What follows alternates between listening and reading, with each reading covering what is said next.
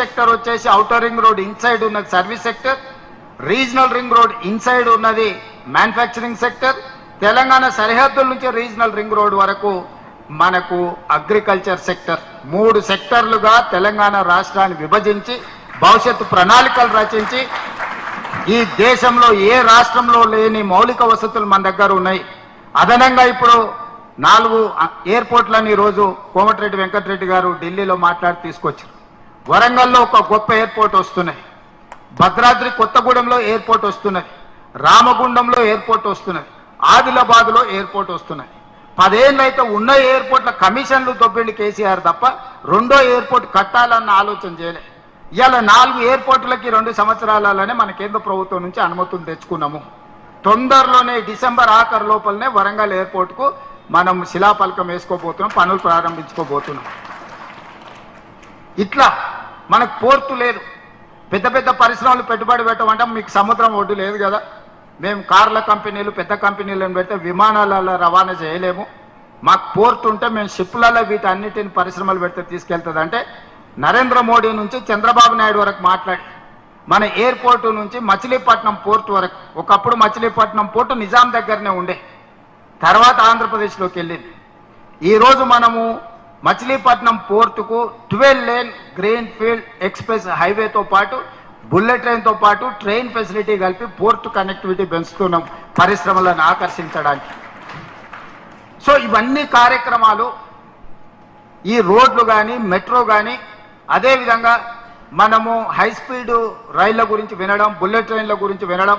జపాన్లో జనాలు బుల్లెట్ ట్రైన్లలో తిరుగుతారని మనం విన్నాం. మన దేశంలో నరేంద్ర మోడీ గారు గుజరాత్లో పెట్టుకోరు, ఆ తర్వాత పూణే ముంబై ఏదో వేసుకుంటారని దూరంగా విన్నాం. మీ రాష్ట్రాలు చేసుకున్నప్పుడు మాకెందుకు ఇయ్యారని కేంద్రంతో కొట్లాడి ఇవాళ హైదరాబాద్ నుంచి బెంగళూరుకు ఎక్స్ప్రెస్ హైవేతో పాటు బుల్లెట్ ట్రైన్ కూడా మనం మంజూరు చేయించుకున్నాం.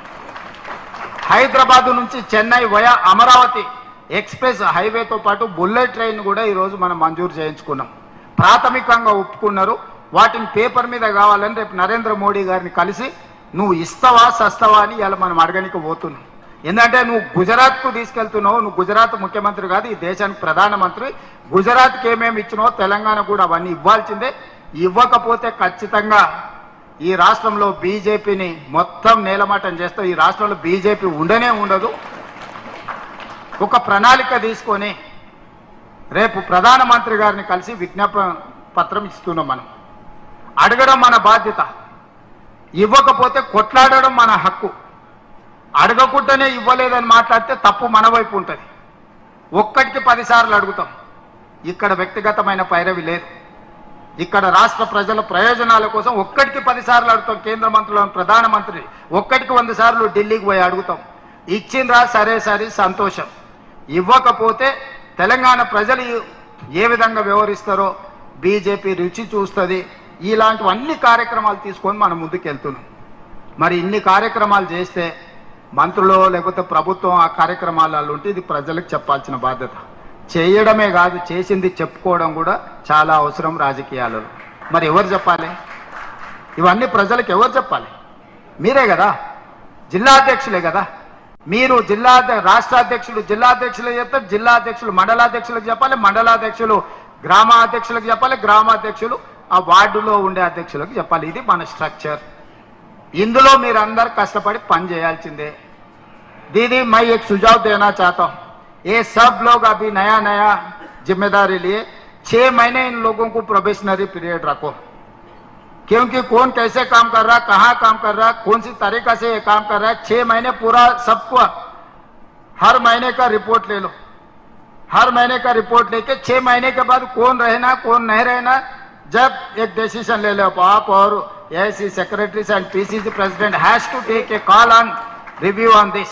AICC ने गुजरात में जो जहां से शुरू किया वहां पर वो हर हफ्ते रिव्यू करते हैं.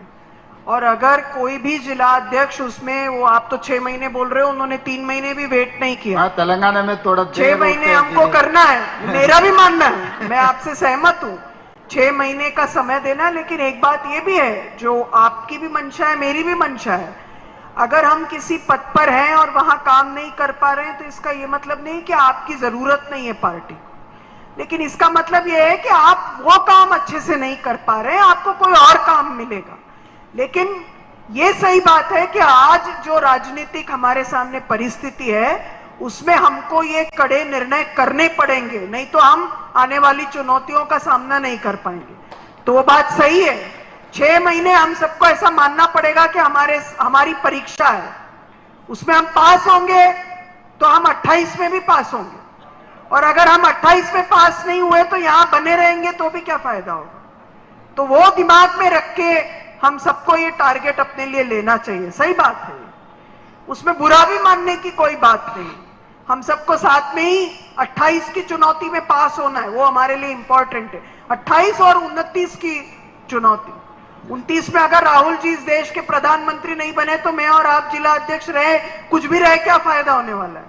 इसलिए ये परीक्षा हम सबको अपने लिए लेना चाहिए, इसमें मेरी सहमति है आपसे। ये तेलंगाना में सरकार बनाने के लिए नहीं आप लोगों को जिला अध्यक्ष बनाए, राहुल जी को इस देश में प्रधानमंत्री बनाने के लिए आप लोगों को जिम्मेदारी दी है। ये जिम्मेदारी में आगे पीछे कोई भी किए, 19-20 कोई भी किए, उनके लिए दूसरी नौकरी तैयार है, मगर जिला अध्यक्ष तो खाली करना पड़ता। क्योंकि मैं 3 साल काम किए, मेरा वर्किंग प्रेसिडेंट उसी दिन बोले जिस दिन मैं जिम्मेदारी लिए 6 महीने के बाद, भाई 3 साल मैं काम करूंगा, 3 साल के अंदर एक असेंबली इलेक्शन, एक पार्लियामेंट इलेक्शन 3 साल के अंदर आ जाएंगे। जो मेरा मेहनत है, जो मैं कामयाब हो सकता हूँ, नहीं हो सकता हूँ, रिजल्ट देके मैं कामयाब भी हुआ मैं जिम्मेदारी से हटता हूँ, कामयाब नहीं हुए तो भी मैं जिम्मेदारी से हटता हूँ बोल के मैं बात दिए थे। उस हिसाब से 3 साल बराबर मेरा रेजिग्नेशन लेटर AICC में दिया। మిత్రులారా, గొప్ప అవకాశం కాంగ్రెస్ పార్టీ అధ్యక్ష బాధ్యత. ముఖ్యమంత్రి కూడా కావచ్చు, మంత్రులు కూడా కావచ్చు, కానీ కాంగ్రెస్ పార్టీ అధ్యక్షులు కావడం అనేది అది అంత సులువైన విషయం కాదు. మీకు ఇంటి దగ్గర కూర్చున్న మీకు మీనాక్షి గారు తెచ్చిచ్చినందుకు మీకు ఏమన్నా దాని విలువ తక్కువగా అనిపిస్తుందేమో, కానీ మాకు తెలుసు దాని విలువ ఏందో. జిల్లా పార్టీ అధ్యక్షుడు అనేది పార్టీకి పెద్ద దిక్కు, కుటుంబ పెద్ద, అందరినీ సమన్వయం చేసుకున్న బాధ్యత. వయసు కాదు ఇది, సమయస్ఫూర్తి కావాలి. చాలా మంది యంగర్ జనరేషన్కి డిస్ట్రిక్ట్ పార్టీ ప్రెసిడెంట్స్ వచ్చినాయి. యంగర్ జనరేషన్ కాబట్టి ఎవరి దగ్గరకు పోయినా మీరేం నామోషిగా ఫీల్ కాకండి. ఇవాళ ఓటు అడుక్కోనికే సర్పంచ్ కింద మీరు నిలబడతారంటే గుడిసెకు పోయి కడుపులో తలకాయ పెట్టి కాళ్ళకి దండం పెడుతున్నాం ఒక్కొక్క ఓటు కోసం. ఓ నాయకుడు 30 ఏళ్ళ నుంచి 40 ఏళ్ళ నుంచి పార్టీకి ఇస్తే కొంచెం మనసు నొచ్చుకుంటే ఇంటికి పోయి కూర్చోండి, మాట్లాడండి, చెప్పుండ్రి.